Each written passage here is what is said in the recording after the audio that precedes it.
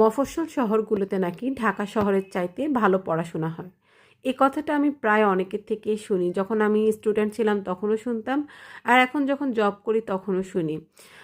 আমার পরিচিত অনেকেই আছে যারা আমাকে প্রায় অভিযোগ করে যে তারা যখন মফস্বল শহরে ছিল তখন বাচ্চাদের পড়াশোনা অনেক ভালো হতো, কিন্তু ঢাকায় আসার পরে আসলে বাচ্চারা সেই যত্নটা পাচ্ছে না বা সেই পড়াশোনাটা করছে না যেটা তখন করতো।